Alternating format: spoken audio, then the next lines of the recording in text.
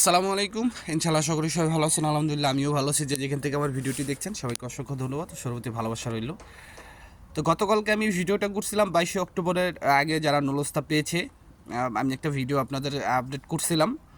তাদের জন্য হয়তো খুব শীঘ্রই সামনে কোনো আপডেট আসতে যাচ্ছে। এই বিষয়ে কথা বলেছিলাম। আজকে আপনাদের কথা বলবো, আজকে যারা ভিসা পেয়েছে তার ভিতরে একটা উল্লেখযোগ্য হচ্ছে ডোমেস্টিক ভিসার আপডেট দিব। ভিডিওতেই পাবেন, ভিডিওর প্রথমেই।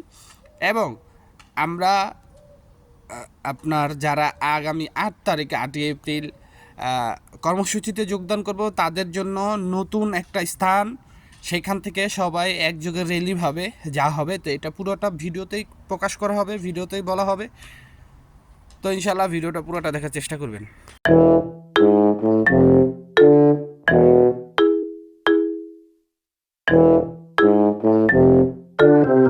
তো সব কিছুর জন্য আলহামদুলিল্লাহ। প্রথমে আমি যে বিষয়টা আপনাদের কথা বলতে চাই, আপনারা স্ক্রিনে দেখতে পারতেছেন একটা ভিসা মানে আপনার রিসিট, যেটা আপনার ভিএফএস গ্লোবাল থেকে দিয়ে থাকে। যে আপনারা যখন ডেলিভারি করা হয় ভিএফএস গ্লোবাল থেকে, ডেলিভারি করার সময় এরকম পাসপোর্ট এটার ভিতরেই ভরে দেয়, এলা ভিসা পান আর রিজেক্ট হন এরকম একটা আপনার বাক্সের ভিতরেই কিন্তু এটা দেয়। তো এটা হচ্ছে পালেরমো শহরের আপনার ডোমেস্টিক ভিসা। যাই হোক আলহামদুলিল্লাহ উনি ডোমেস্টিক ভিসা পাইছে।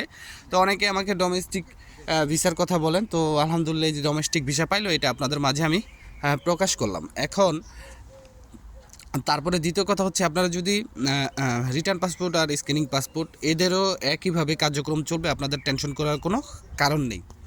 মূল পয়েন্ট ভিডিওর, আগামী 8 এপ্রিল দলে দলে আমরা সকলে কাকরাইল মসজিদের সামনে যাব। সেখান থেকে একযোগে আমরা যমুনাতে যাব। যমুনাতে প্রধান উপদেষ্টার যে বাসভবন, সেই বাসভবনের সামনে আমরা সবাই একত্রিত হব। আমি আবারও বলতেছি, আগামীকাল 8 এপ্রিল আমরা সকলে কাকরাইলে থাকব। কাকরাইল থেকে আমরা যমুনা হয়ে প্রধান উপদেষ্টার বাসভবনের সামনে সবাই অবস্থান করব। এবং সেখানে আমাদের একটাই যুক্তি, একটাই আমাদের দফা থাকবে যে অতি শীঘ্রই বা অতি দ্রুত এটার যদি এই ইতালি ভিসার আবেদনকারীদের যাদের ভুক্তভোগী আছে, যারা আমরা ভুক্তভোগী আছি, এদের কোনো সিদ্ধান্ত না আসে আগামী 7 দিন 5 দিনের ভিতরে আমাদেরকে লিখিতভাবে অথবা অনলাইনে হোক, যেখানে হোক, ইতালি অ্যাম্বাসি থেকে আমাদেরকে একটা আপডেট দিতে হবে যে এটার এই যে সমস্যাটা, এটা সমাধানে তারা কাজ করতেছে। এবং সেই রূপরেখাটা আমাদের দিতে হবে যে কী রূপরেখায় তারা কাজ করতেছে, রোডম্যাপটা দুক, যে আমরা এই তারিখে এই করব বা এই তারিখ থেকে এরকম শুরু করব। তো ইনশাআল্লাহ এরকম একটা লিডারশিপ নিয়ে কেউ একজন বক্তব্য দিবেন। যদি এরকমভাবে কেউ বক্তব্য দিতে পারেন, আমার মনে হয় যে এখানে আপনার কার্যকারী কোনো ভূমিকা থাকবে আন্দোলনটার বা কর্মসূচিটা। দেখেন, আন্দোলন যাবে আসবে এটা কিন্তু আমরা সকলেই জানি।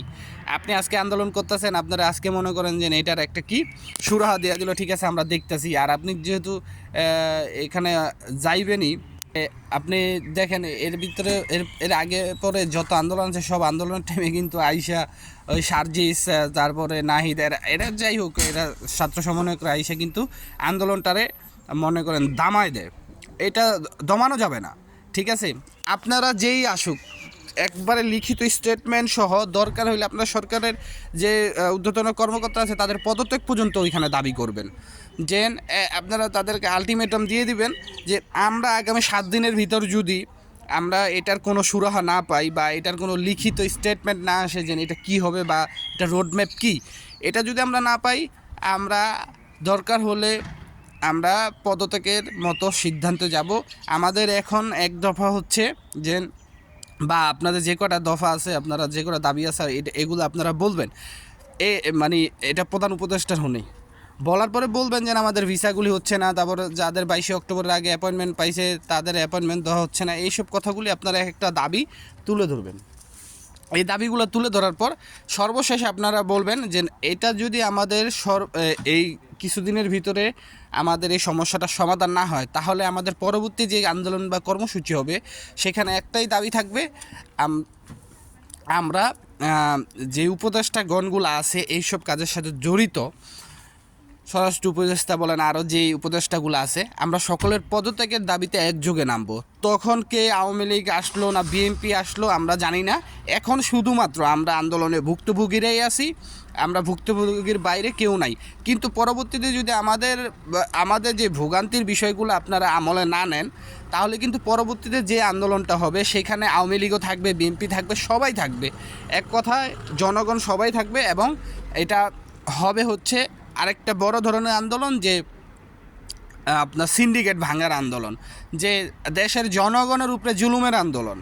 ঠিক আছে, আপনার সর্বোচ্চ ক্ষমতার চেয়ারে বৈশা জনগণের মাথায় কাঁঠাল ভেঙ্গা খাওয়ার আন্দোলন, মানে একটা ফাইজলামি। তো এরকম আন্দোলনই থাকবে, যেন পরবর্তী আন্দোলনটা থাকবে যেন একদম পদত্যাগ, যতক্ষণ পর্যন্ত পদত্যাগ না হবে আমরা ঘরে ফিরবো না। দেখেন আপনারা যদি আমি 20,000 40,000 লোক হয়, বাবা রে বাবা, তো বিশাল বড় আন্দোলন হইব। যারা আন্দোলন করছেন আগে পরে এরা তো বুঝেনি, 20,000 40,000 যদি লোক এক লগে জমাট হইতে পারেন তাহলে বিশাল আন্দোলন হইব। তো যাই হোক, এই ছিল মূল কথা, আজকে আর বেশি কথা বললাম না। ইনশাআল্লাহ আমি আগামীকাল থেকে আবার ভিডিও আপলোড করার চেষ্টা করব ভালোভাবে। তো সবাই এই ভিডিওটা শেয়ার করবেন। মনে রাখবেন 8ই এপ্রিল দলে দলে কাকরাইলে যমুনার পথ ধরে প্রধান উপদেষ্টার বাড়ির সামনে আমাদের কর্মসূচি ইনশাআল্লাহ। সবাই ভালো থাকেন, আসসালামু আলাইকুম, আল্লাহ হাফেজ।